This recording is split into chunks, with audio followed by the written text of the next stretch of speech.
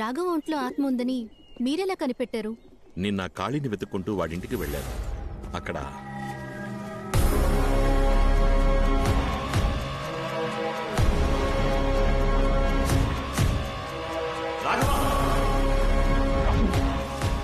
అక్కడికి వెళ్ళి చూసేసరికి వాడు కనిపించలేదు. అప్పుడు నేను చూసిన రాఘవ నార్మల్గా లేడు. వాళ్ళలో ఏదో ఒక శక్తి ఉందనిపించింది. దాన్ని కన్ఫర్మ్ చేసుకోవడానికే స్వామీజీని ఇక్కడికి రమ్మన్నాను. సరిగ్గా నేను అనుమానించినట్టే ఇంకో ఆత్మ కూడా ఉంది. కానీ మా అమ్మ ఆత్మ నన్ను చంపడానికి ట్రై చేసిందన్నారే, దాన్నే నేను నమ్మలేకపోతున్నాను. నువ్వు మీ అమ్మగారి పాట వినే ఆ రూముకు వెళ్ళావు. నిన్నక్కడికి రప్పించి షాండ్లియర్ ద్వారా చంపడమే ఆవిడ ప్లాన్. బట్ నన్ను కాపాడింది మా అమ్మ ఫోటోనే కదా. అందుకే నాకు అనుమానం ఎక్కువైంది. ఎందుకంటే మీ అమ్మగారి ఫోటోకున్నది చాలా పాత ఇనపతీగ. అది తెగిపడ్డం యాదృష్టికం అవ్వచ్చుగా. మరి అద్దంలో కనిపించి జ్యోతి వెళ్ళిపోని మా అమ్మ నాతో అందే. అది షాలు తరచు అంటూ ఉంటుందే, తన ఫ్రెండ్ జ్యోతి ఆ ఆత్మ ఉండొచ్చుగా. షాలు వెనకాల ఆ జ్యోతి ఆత్మ నుంచి ఉంటే మీ అమ్మగారు తనని వాన్ చేసి ఉండొచ్చుగా. మీరు చెప్పేది నాకు కన్ఫ్యూజింగ్ గా ఉంది. కానీ నాకో విషయం క్లారిఫై అయింది. నువ్వు చెప్పినట్టుగా ఇంతకు ముందు ఆత్మ ప్రభావం పెద్దదిగా ఉండేది కాదు. కానీ ఇప్పుడు డ్రైవర్ సూరి, కాళీ ఇద్దరూ చనిపోయారు. ఇవన్నీ జరిగింది ఆ గర్భగుడిలో ఉన్న రహస్య రూమ్ ని తెరిచిన తర్వాతే. మరైతే ఆ రూమ్ లో అసలేముందని? అదే నాకు అర్థం కావట్లేదు. ఈ ప్రశ్నకి సమాధానం ముగ్గురికే తెలుసు. మీ అమ్మకి, మీ నాన్నకి, పెద్ద పూజారికి. చనిపోయిన మీ అమ్మ సమాధానం చెప్పలేదు. పెద్ద పూజారి, మీ నాన్న సమాధానం చెప్తారా అని తెలియదు.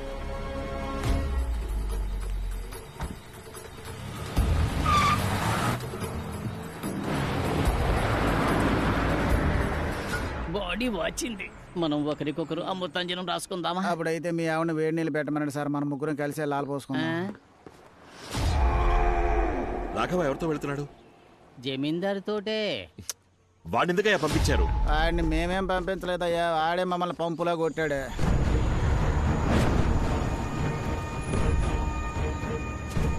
నువ్వు ఇక్కడే వెయిట్ చేయి.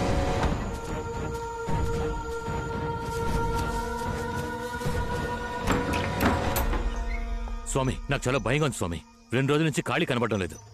కొన్నాళ్ల క్రితం డ్రైవర్ సూర్య అంతఃపురం స్విమ్మింగ్ పూల్లో చచ్చిపడున్నాడు. మొదట్లో కరెంట్ షాక్ కొట్టి చచ్చిపోయాడు అనుకున్నాను. కానీ జరిగే సంఘటనలు బట్టి చూస్తుంటే ఇదంతా తన పనే అనిపిస్తోంది.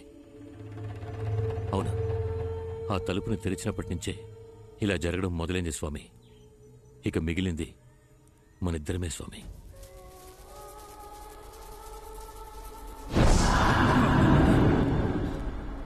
అదొచ్చేసింది. ఎలా? నువ్వు ఒంటరిగానే కావచ్చావు? సూర్య లేనందువల్ల కార్ డ్రైవ్ చేయడానికి నాతో ఎలక్ట్రీషియన్ని తీసుకొచ్చాను. తప్పు చేశావు. దానికి చోటు చూపించేశావు. అది మిమ్మల్ని ఏం చేయగలదు స్వామి? మూర్ఖుడా! 22 ఏళ్లు నేను అడవిలో తపస్సు చేశాను అనుకున్నావా? తలదాచుకు బతుకుతున్నాను రా.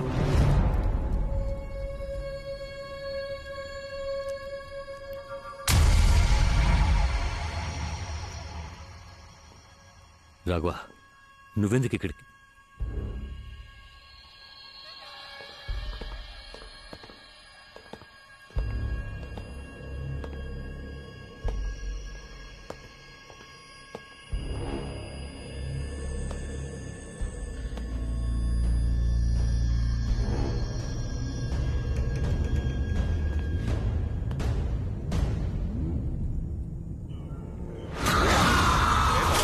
ఆత్మనాశనం పుస్తకం భయంకరం, ప్రేతబంధనం మనోనాశనం సంకటం ప్రయోజనం.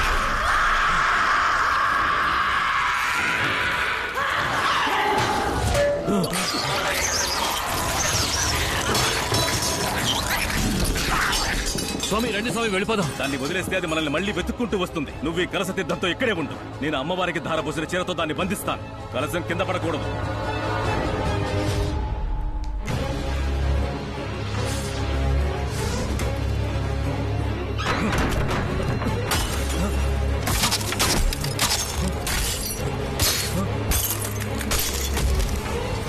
స్వామి ఏం చేస్తారు స్వామి?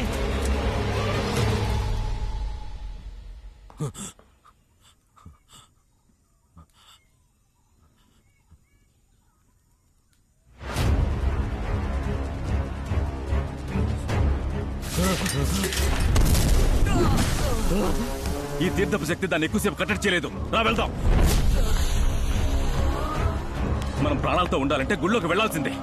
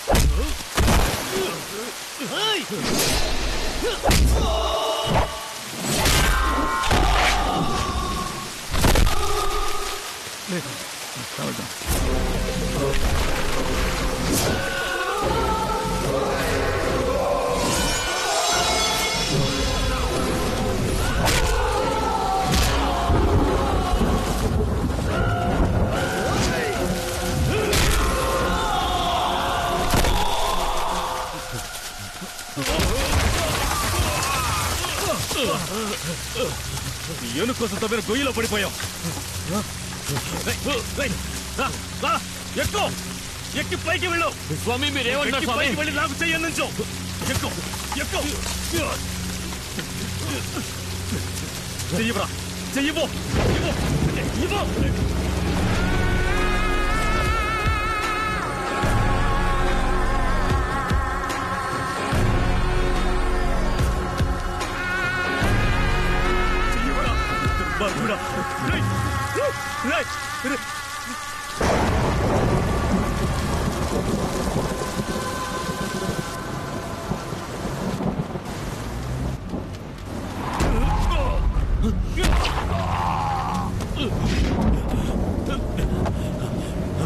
బండి సార్ ఏమైంది? రాఘవేడి బండి తీవయ్యా. అలాగే సార్.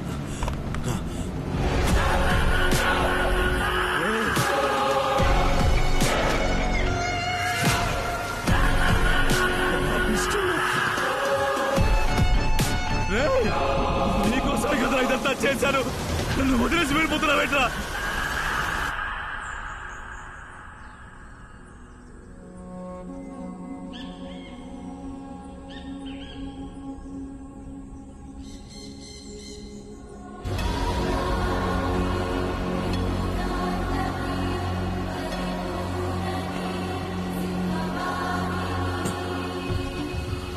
ఈ అమ్మవారు మహాశక్తి స్వరూపం. అసలేం జరిగిందో మీరు నిజం చెప్తేనే మేము మిమ్మల్ని కాపాడుకుంటాం.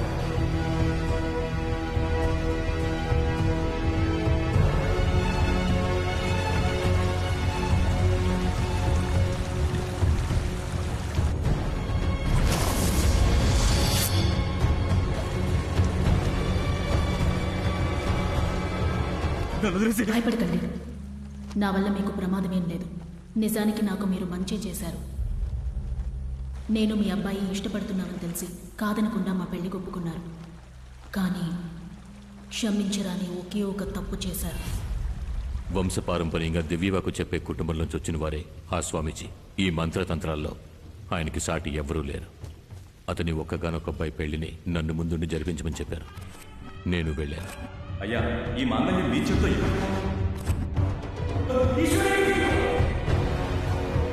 నీ అందానికి నువ్వు ఉండాల్సిన చోటు ఇది కాదు. ఏం దిగులు పడకండి, నేను తన్ని మహారాణిలా చూసుకుంటాను. మీ మీద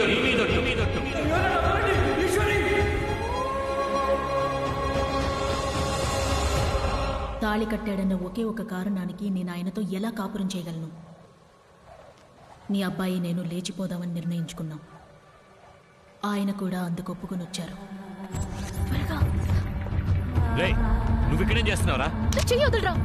ఏమండి, ఇంట్లో మీరు లేని సమయం చూసి నన్ను ఎత్తుకుపోవడానికి వచ్చాడు. కొట్టండి.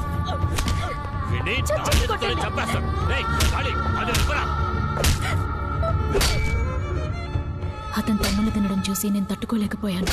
కానీ అతన్ని కాపాడాలని నిజం చెప్పుంటే నన్ను చంపేసి ఉండేవారు. నేను చనిపోతానని కూడా నాకు బాధ లేదు. కానీ ఈశ్వరి కడుపుతోందని తెలిసి నేను చాలా సంతోషించాను. అంతఃపురానికి వారసత్వం రాబోతోందని అందరూ తనని మహారాణిలా చూసుకున్నారు.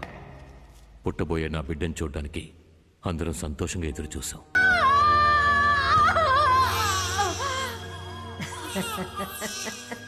యువరాణి పుట్టిందమ్మా. అలాగే చెప్తాను.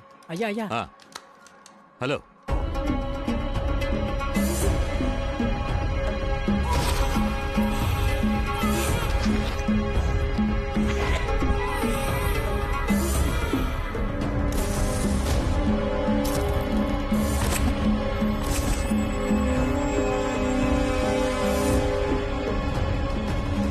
అలాగే అయ్యా.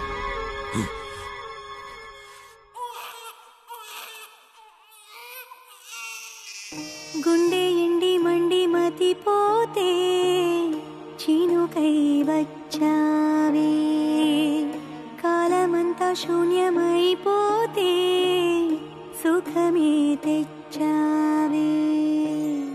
నీకోసమే నీకోసమే నేను ఉంటినే అమ్మా, ఏనాటికి నే చూడనే నీ కళ్ళలో చెమ్మా.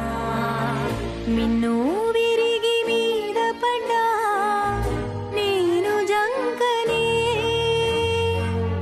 నీడై నేను మిగిలుంటా నీ కోసమే. జోకామల్లి జోలాలి జో చిరుగాలిలా జోలాలి జో.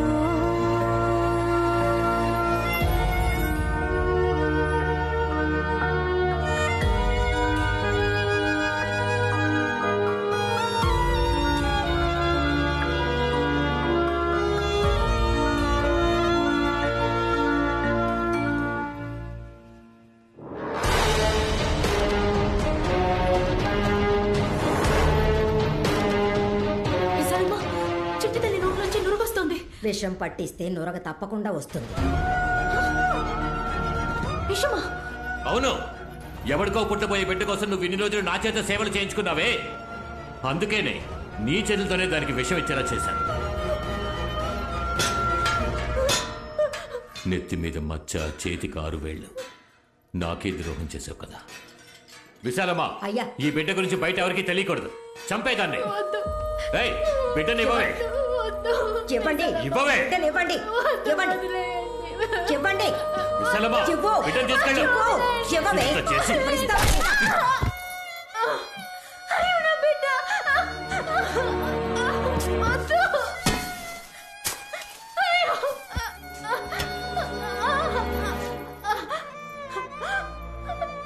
నన్ను కావాలంటే ఏమైనా చేయండి, నా చిట్టి తల్లి నేను చేయకండి. ఏమే, అడ్డమైన వాడికి పుట్టిన బిడ్డ అంతఃపురానికి వారసుడు అవుతుందా?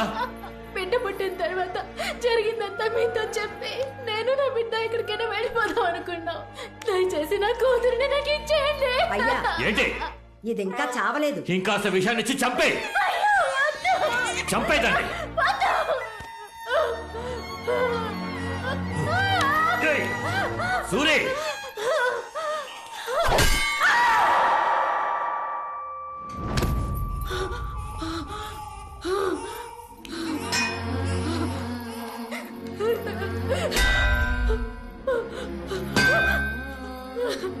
వద్దు విశాలమ్మ, నీది ఆడు మనసేగా, నా కష్టం నీకు అర్థం కావట్లేదా?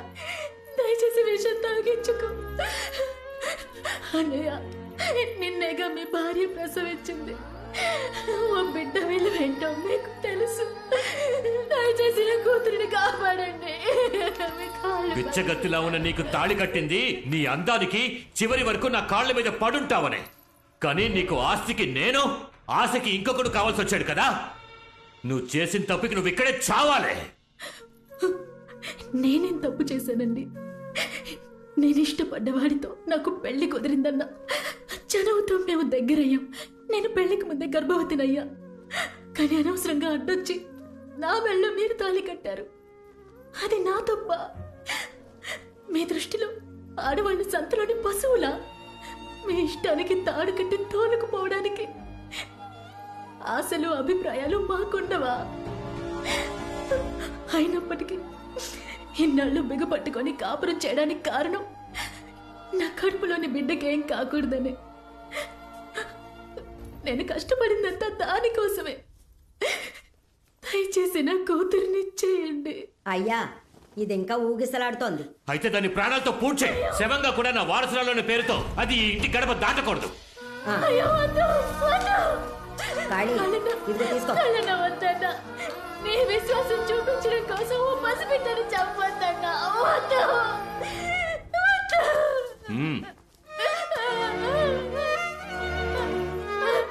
అయ్యో, చెట్టు తల్లి, అమ్మని క్షమించు.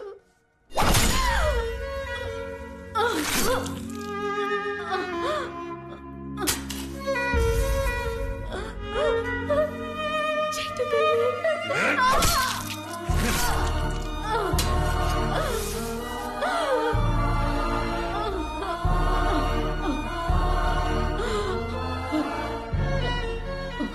నా కడుపున నువ్వు పుట్టడం తప్ప నువ్వే తప్పు చేయలేదమ్మా. మరెందుకు నీకు ఈ పరిస్థితి? నేను కాపాడలేకపోయాను తల్లి. అమ్మా, ఈ అమ్మని క్షమించరా.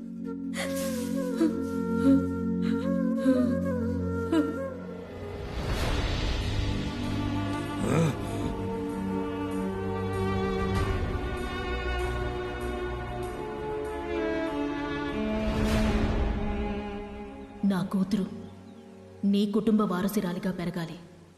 కానీ ఓ పనివాడి కూతురుని ఆ స్థానానికి తీసుకొచ్చారు. సూరి కూతురు అంతఃపురం వారసురాలని చెప్పండి. ఈశ్వరి ప్రసవంలో చచ్చిపోయిందని ఊళ్ళో వాళ్ళతో చెప్పి నమ్మించండి.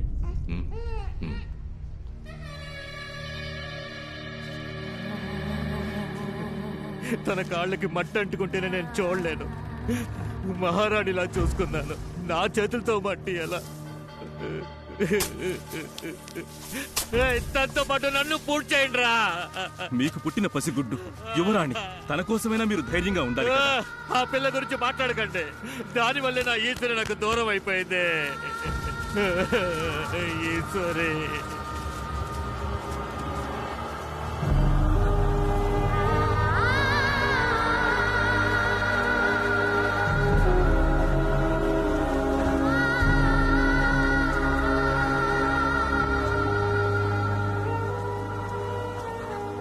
తన మీద ప్రాణం పెట్టుకున్నవాడు తన చావును తట్టుకోలేకపోయాడు. తనతో బతకాలన్న వాడి ఆశ అప్పుడు కసిగా మారింది.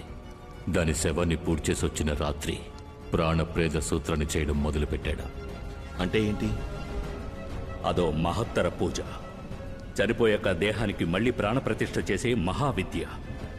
కానీ కొన్ని వందల సంవత్సరాల మునిపే అది ప్రయోగంలో లేదు. అలాంటి విద్య ఈ కాలం మనుషులకెలా తెలుసు? సాధారణ విద్య అది. తొందరపడి సరిగ్గా నేర్చుకోకుండా సగం సగం చేశాడు. ఇప్పుడు సమస్య అదే.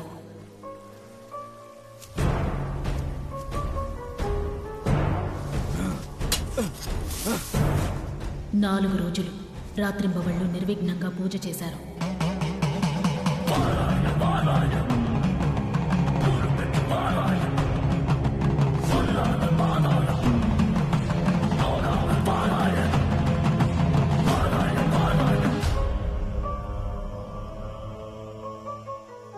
ఐదో రోజు ఆయన వచ్చి చూసేసరికి, ఈశ్వరి, ఈశ్వరి,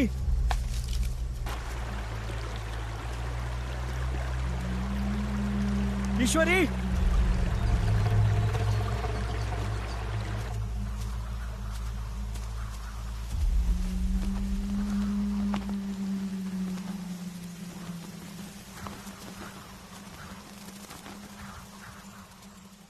ఈశ్వరి,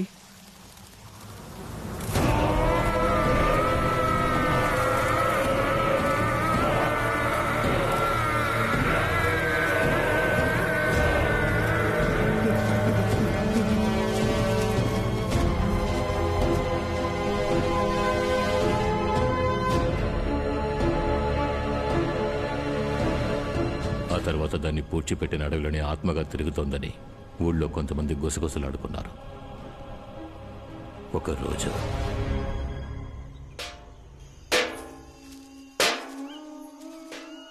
పెందలాడే బయలుదేరమంటే మాట విన్నావు? అడవిలో వెళ్తున్నావు అన్న భయం కన్నా ఈ చప్పుడుకి ఎక్కువ భయం వేస్తుంది. ఇలా శబ్దం చేస్తూ రావడం వల్లే అడవి మృగాలు భయపడి పారిపోతున్నాయి. ఈ అడవిలో రాణి దెయ్యంగా తిరుగుతుందని అందరూ అంటున్నారు విశాలమ్మ.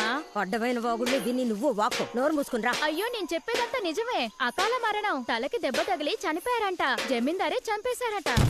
అలాంటిదేమీ లేదే. ఇష్టపడి చేసుకున్నవాడు ఎందుకు చంపుతాడు? అది దురదృష్టవంతురాలు. దానికి రాసి పెట్టింది అంతే. అల్పాయుష్తో పోయింది.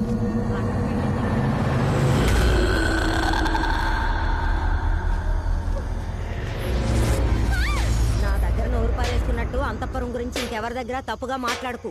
వచ్చే విజయా, విజయా, వసే విజయా, ఎక్కడికి పోయి చచ్చావే? వసే విజయా, విజయా, విజయా, విజయా, విజయా, విజయా.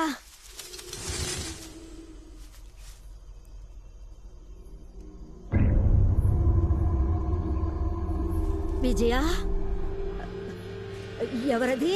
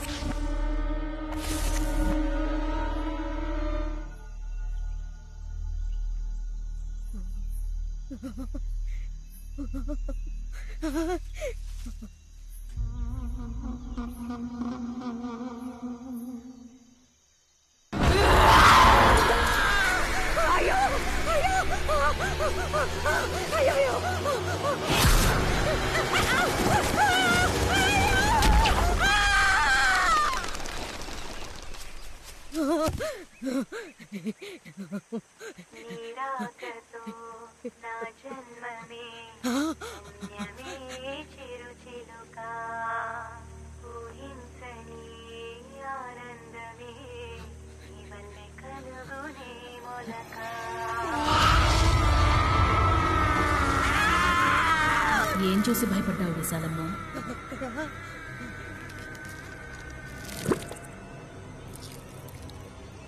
దీని సంగతి ఏం లేదు. వచ్చి నా బిడ్డని చూడు, ఎంత అందంగా ఉందో. రా, వచ్చి చూడు విశాలమ్మ. నా కూతుర్ని చూడు, అచ్చం నాలాగే ఉంది కదా. అబ్బ చూడు.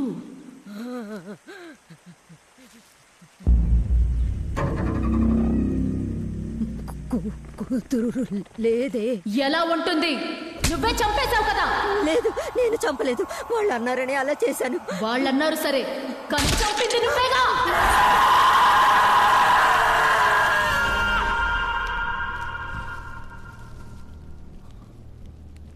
ఈశ్వరి ఆత్మే ఆ మంత్రసారిని చంపేసిందని అందరూ అనుకున్నారు. అప్పుడు నేనది నమ్మలేదు. కానీ ఒకరోజు ఉదయం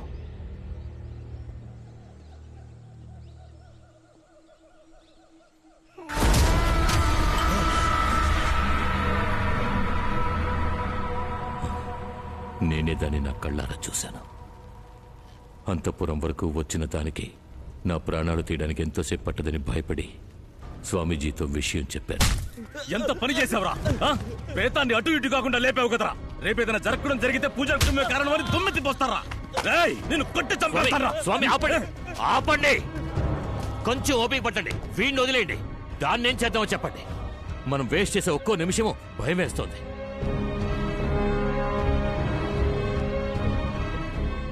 అది మన వశం కావాలంటే దాన్ని ఇక్కడికి రప్పించాలి. అందుకు ఒకే ఒక్క దారి. నేను తను కలవడానికి వేరే దారి కనిపించలేదు నాన్న. ఏదో కోపంలో కొట్టాను నాన్న. నువ్వు తనని ఎంతగా ఇష్టపడుతున్నావో నేను అర్థం చేసుకోగలను. జమీందారు గారికి సంబంధించి తను చనిపోయింది. తను తిరిగొచ్చి నీతో కలిస్తే ఎవరాపుతారు? నీ ఇష్ట ప్రకారం ఎక్కడికైనా వెళ్లి జీవించు.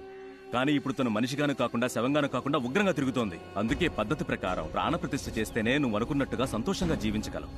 నువ్వు చెప్పేది నిజం. నువ్వు భయమేసి మధ్యలో వదిలేశావు. నిన్నే వెతుకుతూ అడవుల ముడ తిరుగుతోంది. నువ్వు పిలిస్తేనే వస్తుంది.